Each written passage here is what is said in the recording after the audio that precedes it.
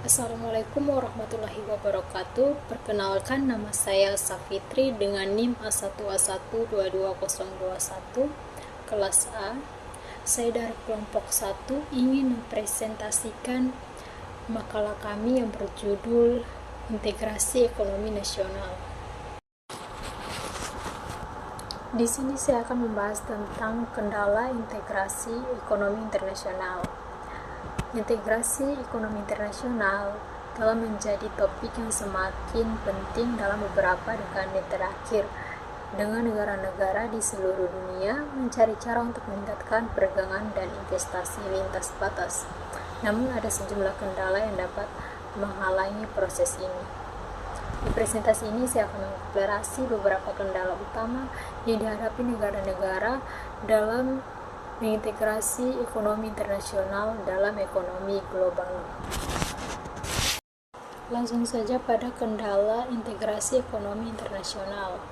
Yang pertama yaitu kedaulatan ekonomi terbatas, di mana ada kebijakan fiskal. Integrasi ekonomi global dapat membatasi kemampuan suatu negara untuk menggunakan kebijakan fiskal untuk merangsang pertumbuhan ekonomi dalam negeri. Yang kedua yaitu kebijakan moneter. Integrasi ekonomi regional dapat menghambat kemampuan suatu negara untuk menggunakan kebijakan moneter untuk mengontrol inflasi atau nilai tukar. Yang ketiga yaitu kebijakan keuangan. Integrasi ekonomi global dapat membatasi kemampuan suatu negara untuk mengatur arus modal dan investasi asing.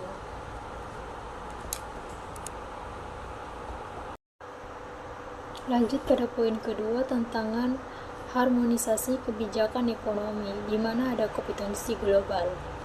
Negara-negara yang kurang kompetitif mungkin menghadapi kehilangan lapangan kerja dan pasar internasional yang mengarah pada pengangguran dan ketergantungan impor. Dan perbedaan kebijakan. Harmonisasi kebijakan antar negara menjadi tantangan, terutama ketika ada perbedaan signifikan dalam struktur ekonomi dan prioritas kebijakan. Selanjutnya, tekanan global. Integrasi ekonomi dapat menciptakan tekanan bagi negara untuk menyesuaikan kebijakan mereka dengan norma dan standar internasional. Lanjut pada poin ketiga yaitu kehilangan kedaulatan. Pertama yaitu biaya tertinggi. Kehilangan kedaulatan merupakan salah satu biaya paling signifikan yang dihadapi negara dalam integrasi ekonomi internasional. Yang kedua yaitu pengorbanan. Negara yang bergabung dengan kawasan integrasi ekonomi mungkin harus mengorbankan beberapa kendali atas kebijakan mereka. Yang ketiga yaitu perjanjian internasional, di mana perjanjian perdagangan dan investasi internasional dapat membatasi kemampuan negara untuk mengatur sektor ekonomis tertentu. Itulah tadi materi yang dapat saya sampaikan. Lebih dan kurangnya mohon dimaafkan. Wabillahi taufiq wal hidayah. Wassalamualaikum warahmatullahi wabarakatuh.